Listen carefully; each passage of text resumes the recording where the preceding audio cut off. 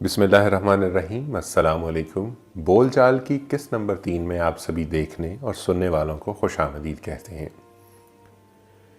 ये सिलसिला आप लोगों के लिए और ख़ास तौर पर उन लोगों के लिए जो उर्दू बोलना पसंद करते हैं, उर्दू लिखना पसंद करते हैं और उर्दू सुनना पसंद करते हैं।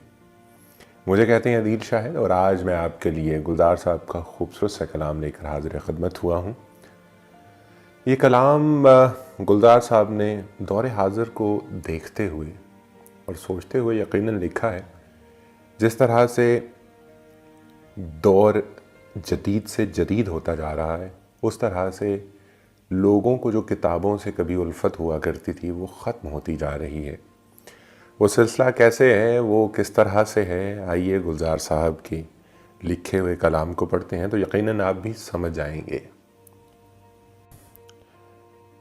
किताबें झांकती हैं बंद अलमारी के शीशों से, किताबें झांकती हैं बंद अलमारी के शीशों से, बड़ी हसरत से तकती हैं। महीनों अब मुलाकातें नहीं होती, सच महीनों अब मुलाकातें नहीं होती, जो शामें उनकी सोहबत में कटा करती थीं अब अक्सर गुजर जाती हैं कंप्यूटर के पर्दों पर। बड़ी बेचैन रहती हैं किताबें, बड़ी बेचैन रहती हैं किताबें, इन्हें अब नींद में चलने की आदत हो गई है, बड़ी हसरत से तकती हैं। वो कदरें जो सुनाती थीं कि जिनके सल कभी मरते नहीं थे, वो कदरें अब नजर आती नहीं घर में। जो रिश्ते वो सुनाती थीं वो सारे उधड़े उधड़े हैं। कोई सफ़ा पलटता हूं तो एक सिसकी निकलती है, कई लफ्ज़ों के मानी गिर पड़े हैं, बिना पत्तों के सूखे टुंड लगते हैं वो सब अल्फाज जिन पर अब कोई मानी नहीं उगते। बहुत सी इस्तिलाहें हैं जो मट्टी के सकोरों की तरह बिखरी पड़ी हैं, गिलासों ने इन्हें मतरूक कर डाला। जुबान पर जायका आता था जो सफ़ा पलटने का, वाह।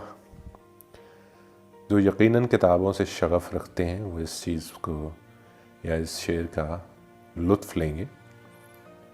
जुबान पर जायका आता था जो सफ़ा पलटने का, अब उंगली क्लिक करने से बस एक झपकी गुजरती है।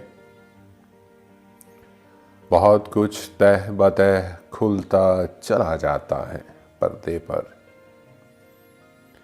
किताबों से जो जाती राबता था कट गया है। कभी सीने पर रख के लेट जाते थे, कभी गोदी में लेते थे, कभी घुटनों को अपने रहल की सूरत बनाकर नीम सजदे में पढ़ा करते थे, छूते थे जबीन से।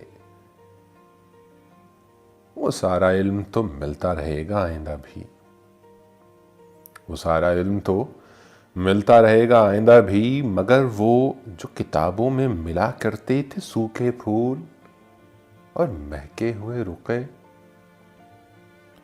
किताबें मांगने गिरने उठाने के बहाने रिश्ते बनते थे, उनका क्या होगा? वो शायद अब नहीं होंगे, वो शायद अब नहीं होंगे।